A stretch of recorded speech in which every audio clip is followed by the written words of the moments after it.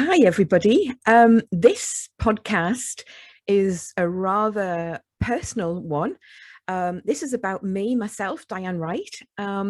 It's always hard sometimes, I think, when people ask about your personal story, the hows, the whens, the whys, and the whatabouts, about your journey, how you got into a particular line of work or something that resonates with something important for everybody to hear, I think is paramount. So today's podcast is all about my journey and the ups and downs, as I say, and the life struggles that I've had, where I've been, what I've done, and how I come out the other side, or maybe how we're still traveling through the tunnel of life. Anyway, I'm going to take you back on a little journey. This starts roughly in 92, 91, 92, 93, roughly. So I'm also going to pop this thought into your mind as well. There was no internet. There was no sort of social media at all, so there was nothing you could, as a go-to medium, you couldn't use anything like that. So my upbringing was very much with libraries, books, and things like that. So from the beginning, I was very active, always have been, a go-getter, and always will be a go-getter. I was always active. I was very active during my school years with hockey, so physically very fit. I was a keen horse person. I horse rode. I competed. Country upbringing, very outgoing, da-di-da. Anyway, I thought at the time I was maybe just pushing my body too much. I just turned 21 years old, and I thought maybe I'm just doing too much. I also joined the local police constabulary, and I joined as a voluntary police officer known as the Specials. And I was working also at the time in travel. And I was working 9 till 5, coming back and then doing maybe till 1 o'clock in the morning shift with the local police, which I thoroughly enjoyed. It was a fascinating insight. And I just thought I was just doing too much. I was exhausted. I was fatigued. I wasn't hungry, and I thought I'm not eating right. And everything seemed to just fall out of kilter. And for me to be able to just get up and go and do something, and then not being able to do it, there was something wrong. That then transpired into very, very achy, stiff joints, a bit of swelling around the wrist and the ankles. My knee wouldn't work sometimes. My knee joint wouldn't work. I couldn't bend it. My hands would seize up, and it was like, what the hell is going on here? This is just not me, So a couple of trips to the doctors, just doing too much, you're not eating right, da-di-da-di-da. And I just thought, no, you just know yourself when there's something not right. You just know. So a couple of trips again to the doctors, and blood tests were taken. Nothing, absolutely nothing came up on my tests at all. And at the time, I knew nothing about any of the blood tests. So I didn't know what I was asking for, what they should be looking for. Were they really listening to my concerns? All these things go through your head. And it was on one particular event when I was driving the car that my knee would lock and I couldn't brake. And that scared the living daylights out of me. So a little bit hot-headed when things aren't going right, I stormed back to the doctors and said, look, there's something not right here. I'm not right. My joints aren't working properly. There's no reason. There's no blood test, but I need you to look further. At this particular point, I was then referred to a rheumatologist. And the rheumatologist at the time was a nearly retired doctor, lovely man. A spade's a spade was basically how I could say what he was like. Anyway, a couple of tests and still nothing. And then I think it was about the third trip that I had to go and see him when I had a so-called flare-up, which was a new word to me as well. And this was, my fingers were swollen, my wrist was swollen. I had a slight red mark on my wrist, on my both wrists, and I had to go and see him immediately. So I did. So they took some blood tests, and unbeknown to me at the time, that particular test was called the LE test, which stands for, long word coming, lupus erythematosus. And this was brand new to me, absolutely brand new. My next appointment a week later was to discuss the blood test from this particular test, which had come back positive. He said to me, these were his words, he said, we've now discovered that you have this thing called SLE. He said, when you leave the office here, the nurse will give you a leaflet on it. He said it so quickly, there was too much information for me to take in. There was 101 questions going around my head, but it wasn't the time to question somehow. It was quite weird. And I think when you've got an old style doctor back in the day, it was, you just listened and went and was supposed to know what they were talking about. I didn't. I really did not have a clue. I went outside and I said to the nurse, do you have a leaflet on this SLE? The nurse hadn't a clue what I was talking about, bless her. And I went out of there not knowing exactly what was happening to me, my body, anything. It was brand new to me. The questions that comes from this that I want to really get out to everybody, if you're not sure about anything, big, small, indifferent, you have to ask the question. Even if it sounds nuts to you, I don't care. You have to ask that question, because you will leave that room, as I did, thinking, what's going on here? What's this all about? You know, why are they telling me all this when it doesn't really make sense? There were so many questions. I then went back to the doctors, and they definitely diagnosed it through the consultation I'd had previous, that it was lupus was my underlying condition. Those that don't know anything about lupus is an autoimmune condition that attacks people in various different ways and severity. There's two kinds. There's the discoid lupus, which is the skin disorder, which you often find, it looks like birthmarks on the face. It comes up on the cheeks, and it's red. It looks quite inflamed. Sometimes it goes onto the hands and legs and body, but predominantly you can see it on the face. It actually is called the butterfly rash. And lupus is, by all accounts, in name terms, the wolf in sheep's clothing. It's Latin. So the other kind is systemic lupus, which is generally the whole body. So because I had aches and pains, I had stiffness, I had slight red marks on my my wrists, but nothing, I had nothing on my face at all. And but it was my joints. It was severely disabling pain. It was awful. I'd been on so many medication for this that it didn't touch me, or they felt like I was just not with it at all. I knew I had been drugged in some way. It was awful. I hated the feeling.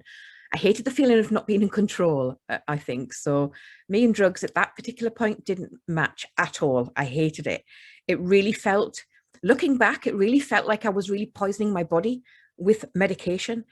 And I really want to emphasize that, because later on in the few more podcasts that I'll do about this, it was really prevalent to me at the time that it wasn't a way that I wanted to work with medication, or it didn't suit me, or, you know. So the systemic lupus erythematosus is very much the whole body. It was a few months after this particular incident at the doctors that they initially diagnosed me, that it was very much, you have to get on with it. I have very good friends who were in the health business, or health NHS business. And I remember them not wanting to show me their textbooks, because at the time, back in the 90s, early 90s, the life expectancy for lupus was no more than 50-year-old. And they never wanted to show this, because the evidence was that there was no specific drugs that would really help or get rid of it or whatever. So they never really wanted to discuss it with us. And that was super hard, because you have friends that really want to help, and they didn't want to say the real things at the time, what was going on. So anyway, the other side to the systemic lupus is it can attack all or some of your vital organs in your body, i.e. your liver, your lungs, your kidneys, your blood, your heart, your brain, even, in fact, as well. So all the systems can be attacked. They talk about the body is attacking itself as an autoimmune disease. This is going to also be another podcast that I want to bring out about this, because this is something that I do not believe is possible. Your body will fight for you every single day that your heart is beating. Hence, it keeps your heart beating. It looks after you when you have invaders of bacteria or infections or whatever. So my theory about that is for another podcast, which I will discuss. So then a few months after that diagnosis, it was really about trying to learn to live with it, trying to find out as much information about this disorder as I could. The library became my best friend. Again, the books weren't the best because the outcome was very doom and gloom. I am not like that. I'm like, I need to know. I will not go that way. If there's a direction you're meant to go, because maybe it's the long way around, but you get there in the final destination. No, I need the quickest way. I need to know why, when, and how these things are going to work, or why it works. There's a saying, I'm laughing because there's a saying, when you want to know everything, you want to know the far end of a bit of wind. And that's me. That's exactly how I am. So anyway, moving on from that, the months that led on from that particular diagnosis were horrific. I had to stop work, the pains in my legs, my blood was very sticky. I had experienced several blood clots in my legs. I also experienced a nasty one in my lung that nearly sent me to the other side. That's going to be another podcast. But the living with this disorder was, in one word, horrific. I hated it, and I totally empathize with anybody going through it. The tests that followed was very much the same. The tests included a lot of blood tests, and in my eyes, looking back, it was all the same. They talk about inflammation markers as well, and this basically just shows how much the body is under attack. And obviously these are inflamed. These are higher than normal, so there is an attack going on. There is a particular blood test called the LE test, or the lupus test, that can diagnose a little bit more. Because I was experiencing a lot of joint pain, I was under the rheumatologist, and this was one of the things that another medication came in from their point of view, which I didn't really agree with at the time. Moving on from that was the devastating news of being told that this disorder had now affected my kidney function. My kidney function was tested with a biopsy while I was in hospital. And at the time, back in '93, it was, the only option to dampen down the disease, which they'll talk about often if you hear about lupus patients, is dampening down it with medication, is both steroids and sometimes chemotherapy. There's also autoimmune disorder medication as well that can use. Azathioprine was the one I was on. I also had chemotherapy. I had cyclophosphamide, and I was also on very high dosage of steroids, which, there's another story. Anyway, they made me 100 times worse. 100 times worse, the medication, and I still it didn't work for me properly, what I thought it was. Initially, on the find of my kidney function, they said that my kidney function would only last roughly, it was deteriorating, it would probably go into end stage, or which is end stage, 5-stage renal failure in around about 6 years' time. I had actually worked many years prior to that at the Calvert Trust in Kielder, Northumberland, which looks after mentally and physically handicapped children. and adults on dialysis. And that was the only time I'd ever come across dialysis. I knew nothing about kidney failure at all. Again, there's no internet, so you can't Google anything. You can't just tap on your phone. So the library was my go-to. And I am a bookworm. I love books. And to try and find out information about kidney failure, it was all medical jargon. It meant nothing. It's like all these huge words. I couldn't even say them, never mind spell them, so it was a journey and a half. I didn't want to do that. I didn't want that end state. To me, that was the end. That was the end of life. That was the end of everything. I knew people had transplants, but that wasn't even in my mind. That wasn't even that. I'm not going to go down that road. That isn't me. And so anyway, I kept that thought of 6 years in my mind, and I thought, no, I don't want to go there. I need to do something different. I just want to put this disclaimer out. I do not want to put this is not for everybody. This is my journey. This is about how I wanted to work my life. And I stopped every medication I was on. I completed the chemotherapy. And after that, I decided enough was enough. My body was struggling big style. And I needed to go back to how I was. For me, that was to stop anything that was going in my body that was new. So that was medication. So I did. And I literally went cold turkey. I don't keep diaries. And I've asked family members what I was like, because I do not remember. I remember drinking an awful lot of aloe vera juice at the time. And clearing my system. I remember sort of feeling of a refreshment. I felt like, I'm not a big exerciser, but I feel like that adrenaline sort of feel-good factor after exercise is how I started to feel. I felt like I was totally cleansing my body, and that's how it came about. And I did. I stopped everything, and I never looked back, really. That was super important time for me. There was a lot of conflict because this was the way they did things. This was the norm. This was how we fixed lupus. They didn't fix it, but they helped you with it. Well, in my eyes, it wasn't helping at all. They said, and I was still under the rheumatologist for blood tests, and they also said, keep an eye on this. And I was regularly tested every 3 to 6 months. I was regularly tested. And eventually I did pull myself round. I had been out of work for a number of years at that point.